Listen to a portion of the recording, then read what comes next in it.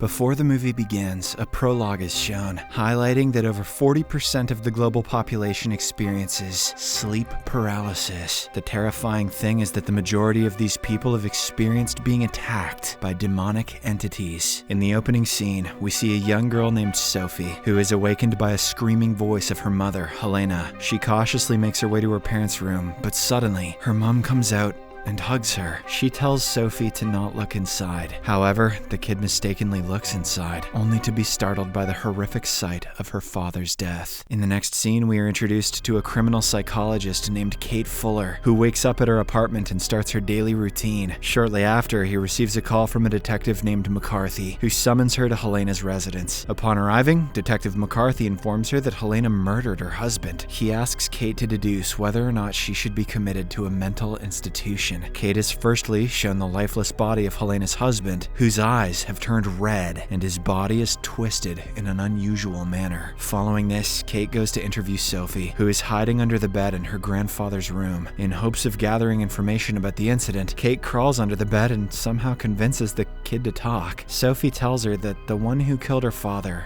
is Mara. Confused, Kate then goes to Helena to ask about Mara, but the latter screams in terror as she hears that name. Afterwards, Helena is brought to the police station for questioning. She reveals that her husband was having an affair, and this led to a major crack in their marriage. However, Helena promises that she didn't kill her husband. According to her, on that fateful night, she suffered from sleep paralysis when she sensed an evil presence in the room. Before long, Mara, a sleep demon, climbed into her husband's chest and killed him. Hearing all this, Detective McCarthy believes that Helena is mentally unstable, so he advocates for her transfer to a mental institution. When Kate doesn't find any evidence regarding the murder, she also signs the papers to send Helena to the mental hospital. Shortly after, Helena is allowed to see her daughter one last time, but they are soon separated by the officials. Later, as the clock strikes midnight, Kate experiences a bout of sleep paralysis, during which she witnesses a strange figure in her kitchen. She soon becomes normal when the figure walks away. After this, she is unable to sleep, so she starts going through the evidence she collected from Helena's house. A note captures her attention, which has a message that says Takahashi knows everything. The following day, she drives to Takahashi's house to talk about the incident. However, she instead finds his decayed corpse, killed in the same manner as Helena's husband. This prompts her to summon Detective McCarthy, who believes that Helena killed both of them. Kate tries to convince him to investigate in more depth, but the detective tells her not to interfere in his work. Undeterred, Kate proceeds to the mental institution to talk with Helena. She asks her about Takahashi and a man named Dougie, whom her father claimed to be the killer. Helena then shares her husband's story, saying that he had a sleep problem. So they went to a sleep paralysis support group run by Dr. Ellis. It's the same place where they met Takahashi and Dougie. In addition, Helena shows her a red mark on her left eye, claiming that Mara marks her victims and that she's coming for her as well. She begs Kate to let her see her daughter one last time, or else she'll die here alone. After hearing all of this, Kate decides to attend the sleep paralysis support group, where she meets several people suffering from sleeping problems, including Dougie. During the session, everyone shares that they see a demonic entity while they suffer from sleep paralysis. One guy, though, says that he sees leprechauns. Dougie then abruptly gets up and insists that Mara is real. He also suggests everyone not sleep, or else they'll be killed too. Dr. Ellis dismisses these claims as hallucinations, but Dougie points out one of the group members with glasses named Saul, claiming that he will die tonight. Furthermore, he also takes off Saul's glasses, revealing that his eyes have turned completely red, a sign that Mara is around him. Following the group session, Kate goes to Detective McCarthy to share Dougie's claims about Saul's impending demise. However, the detective shrugs off her concerns, like the shit detective he is, and walks away.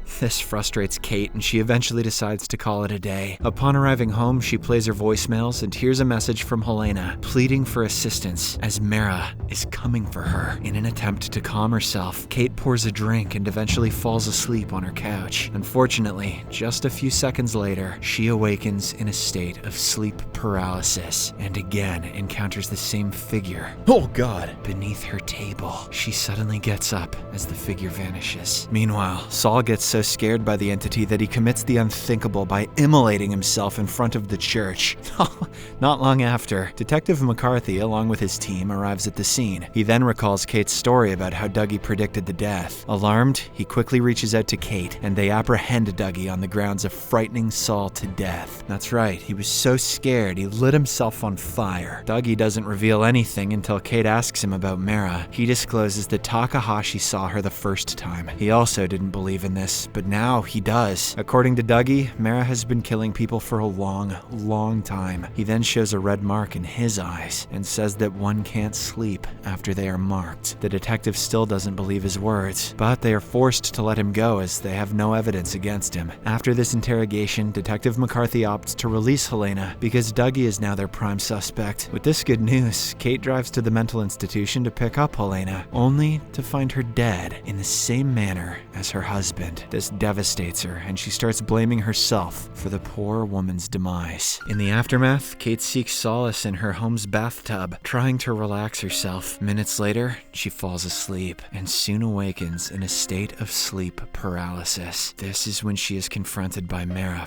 Jesus, from behind the curtain. Moments later, the figure disappears, causing her to regain her mobility. Kate then finds footmarks on the floor, making her realize that Mara isn't a hallucination, but reality, unless she's hallucinating the footprints too. To make matters worse, she also finds a red mark in her eye, indicating that she is the next target. The next day, Kate sneaks into Detective McCarthy's office and watches the video footage of Helena's death in the mental institution. In this footage, she discovers a dark, shadow-like figure on top of Helena, strangling her to death. In order to learn more about this, Kate visits Dougie, whose left eye is now turned completely red. She learns that Dougie has been doing tons of research in order to find the link between Mara and her victims, and the reason why she's killing them. He explains Mara's history and her recorded deaths, and that her cycle begins following a tragedy. According to Dougie's findings, Mara appears in stages. Firstly, a person is paralyzed, and they see her. Secondly, Mara marks the person. Thirdly, the person comes into physical contact. And in the final stage, the person can see Mara even when he or she is awake. But if they fall asleep, they will die. Dougie also claims that Mara only appears when someone is in a deep sleep. As a result of this, he only takes power naps, setting alarms in 20-minute intervals, and turning on blaring music in order to keep him awake. Unable to digest this information, Kate goes to talk with Dr. Ellis and shows him the video footage of Helena. Unfortunately, the doctor doesn't believe in Mara and attributes sleep paralysis as a manifestation of one's cultural influence. Dr. Ellis, what the does that mean? That very night, Kate is fast asleep, but she is roused by a strange sound. She wakes up and is startled by the vision of Helena, who tells her that she left her alone to die. Despite the initial fright, Kate regains her composure and settles back into sleep. At the stroke of midnight, she awakens and experiences sleep paralysis once more. This time, she sees Mara, who sits on her chest and places hands around her neck. Moments later, the figure disappears, prompting Kate to get up and choke. On the other hand, Dougie's generator dies, stopping his alarm clocks and making him sleep more than the safety limit. He suddenly wakes up and freaks out, believing that he has now entered the final stage. Driven by fear of imminent death, he quickly calls Kate, seeking her help to save him. Now that he is afraid to fall asleep, Dougie resorts to extreme measures, attempting to cut off his eyelids.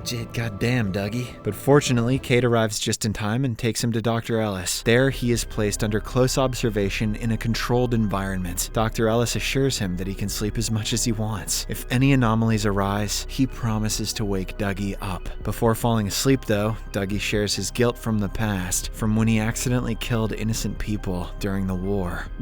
Damn, Dougie. As Dougie falls asleep, Kate sits on a nearby couch while Dr. Ellis and her coworker are at the control room, vigilantly monitoring Dougie's condition and his cultural influence. As midnight falls, Dr. Ellis and her coworker get distracted, and at this very time, Mara shows up. Kate awakens, but gets stuck due to sleep paralysis. In this state, she witnesses Mara, who advances towards Dougie and starts twisting his neck. This suddenly catches Dr. Ellis's attention, propelling him to rush rush towards Dougie. However, he is unable to understand what's happening, and before he can do anything, Dougie dies. After this, Mara moves towards Kate, but Dr. Ellis manages to wake her up just in time, preventing her death. However, now Kate's eyes have turned even more red, implying that she has entered the 3rd stage. Yep, she's friggin' baked. Later, as the cops are investigating the scene, Detective McCarthy receives a call informing him that Sophie has been admitted to the hospital. When Kate learns this, she rushes to the hospital, where she discovers that the kid has also fallen prey to Mara's grip and is already in the final stage. Kate then requests Sophie's grandfather keep her awake, but her words fall on deaf ears because the grandfather is deaf, and she's asked to leave. In the next scene, a determined Kate returns to Dougie's shack and makes a graph of all the victims, attempting to put together the link between them. After finding Dougie's war memorabilia, she begins to put the pieces together. Douglas felt guilty for killing innocent people during the war. Saul was shattered after accidentally causing his mother's death. Helena's husband felt guilty for having an affair. Helena blamed herself for their impending divorce, and Kate blamed herself for Helena's death. Kate then calls Detective McCarthy to know about Takahashi. The latter reveals that Takahashi was a chef at a primary school. One day, he prepared contaminated fish, which accidentally caused the deaths of 38 innocent kids.